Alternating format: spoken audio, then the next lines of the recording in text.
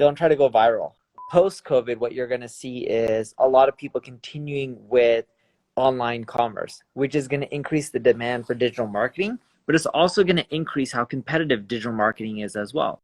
Focus on what you're naturally better at, because that's what you'll enjoy, and just double down on be the best person at that one thing. I recently had an interview with Neil Patel, one of the most talented digital marketers out there, as well as a New York Times bestseller. In this interview, we discussed the future of digital marketing, as well as some practical strategies you can implement today in your digital presence in order to start dominating. So without further ado, smash the like button and let's dive straight into the video.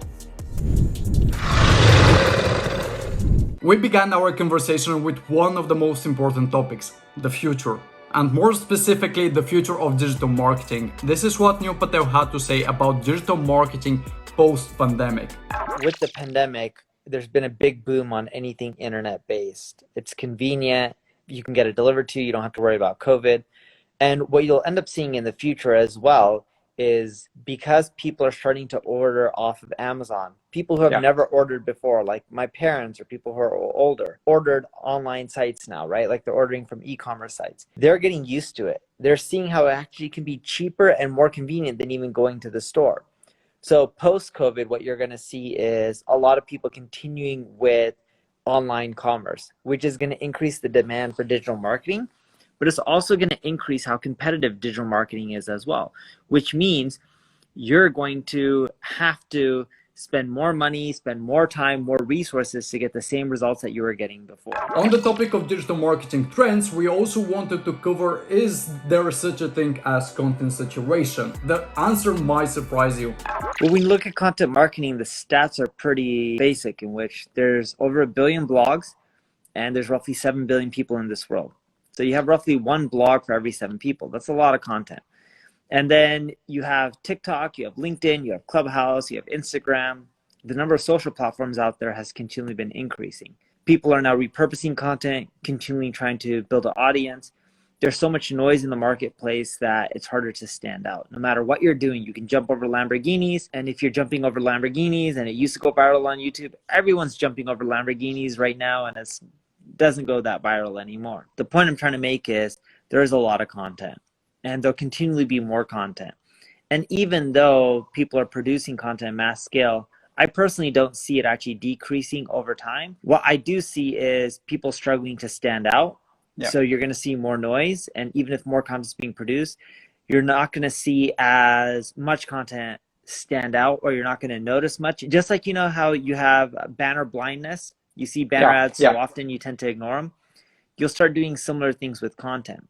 And there's a lot of tools that are coming up which AI is helping you create content, actually becoming easier to create it. There's tools like Canva that help you create the visual images even quicker. So it's just going to cause more people to create even more content. But again, I believe people are going to have quote unquote content blindness, similar to banner blindness, in which they're going to ignore most of the content. And because we began the topic of content marketing, I had to ask, what would his predictions for some content marketing trends be?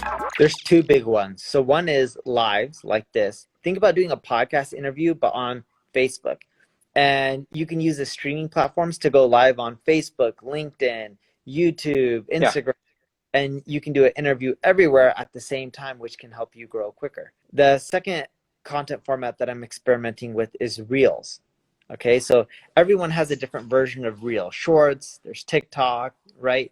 It's going to vary per platform, but the content is pretty much the same. If you create these quote unquote Reels, what ends up happening is the people who see that content can be more than just your followers. So it's another easy way to grow. Actually, Pinterest recently launched their story pins. Not sure if you have heard about them, but they are basically the same kind of format, such as Reels, but they enable you to create story pins, which are up to 20 pages long. So you can combine your Reels, and they're super, super powerful for organic reach as well. So anyone looking to repurpose their TikToks, their Reels, their YouTube Shorts, Pinterest story pins are definitely a viable option as well. And it's funny, not too many people talk about Pinterest. Pinterest is one of the best sites if you're in e-commerce and you're trying to generate sales.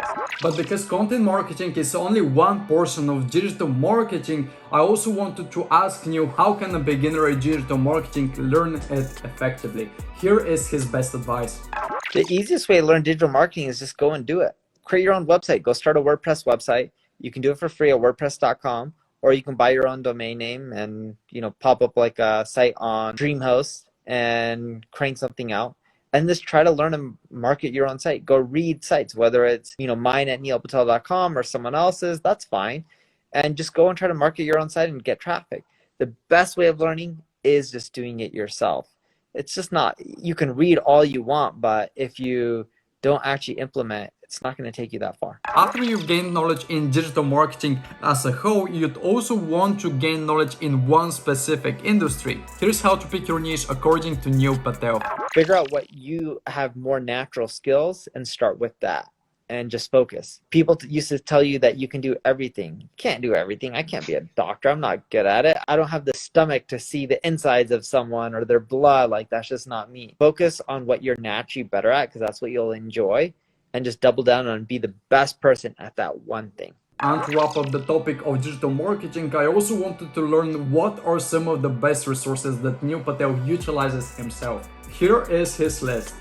I read a lot of blogs, more than books, because they tend to be more up to date, and then I do a ton of experimentation. Straight to the point answer. Do you have any book suggestions for our audience? I keep up with Search Engine Land, Search Engine Journal, Moz, Backlinko. But yeah, those are the main blogs that I'm keeping up to date with. And then the other thing I do is track all your competitors and see what they're doing and see what kind of content they're pushing out, and it'll give you ideas. The other thing to do is continue to look out for your competitions on podcast interviews. A lot of times they spill their beans on how they're growing or what tactics they're doing, and listen to that because it'll give you ideas as well. After we have discussed digital marketing as a whole, as well as the future of digital marketing, I wanted to learn what is Neil Patel's social media strategy. Here's what he shared with us.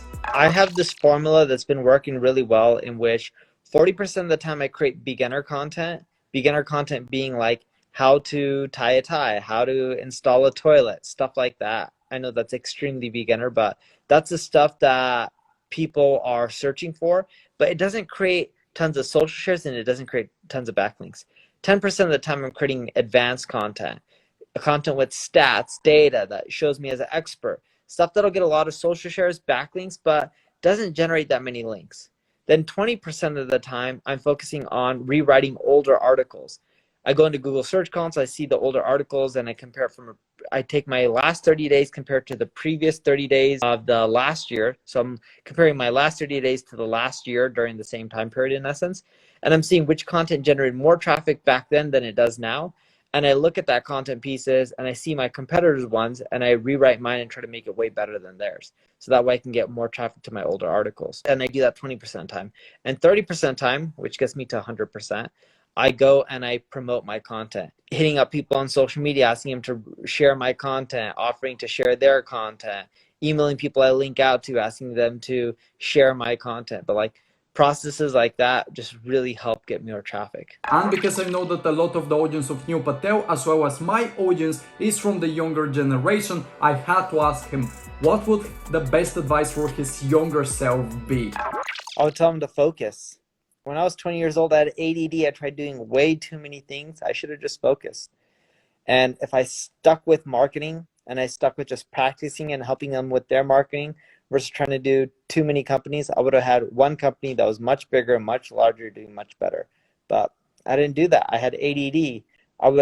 People would tell me about a really cool idea like, hey, we should end up creating Invisalign through 3D printers, or we should do some random stuff, and I'd be like, cool, let me give you some money, or let me try that. I should have just focused my energy and my efforts. And there is actually a great quote from my native language. It says, from two chairs on the ground. Basically, if you try to multitask, if you try too many things, your focus is going to be diverted and you are going to be ending up with nothing. This is something which a lot of people, especially in the social media marketing world, should not take for granted. Yes, you can repurpose content. Yes, you can be on multiple places at the same time and grow simultaneously. But unless you have those processes set in place, you're going to struggle with multiple social media platforms. I couldn't also miss the chance to ask him what would his best advice to social media marketing experts be. This is what Neil Patel had to say. Don't try to go viral. The other day I was talking to a friend and he's like, how many video views do you have? And I'm like, I have 37 million video views and I did it without going viral. And I was like, it's just consistency. You keep creating content, you keep pushing it out there on the social platforms, you'll keep doing well. And people are gunning for that. Let me just create that one hit wonder and get lucky. And I'm like, that's not in your control. But what is in your control is consistency, hard work, and just doing it for a very, very long time. Even if you go viral, there is another point of view to that whole scenario.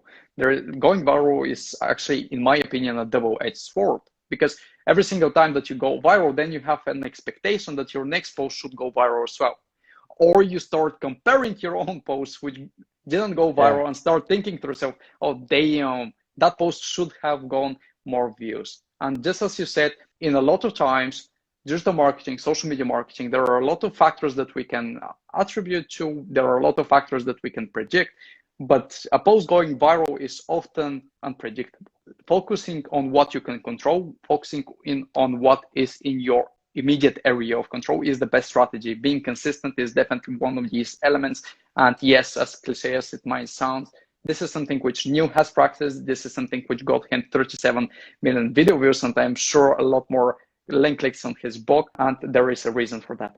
As inspiring as Neil Patel can be, we still have to remember that he is just like us, a normal human being. And if he can become as knowledgeable and helpful to millions of people, you can as well. Hope this interview was helpful. Smash that like button and subscribe to my channel for more interviews with industry experts as well as ways to dominate social media.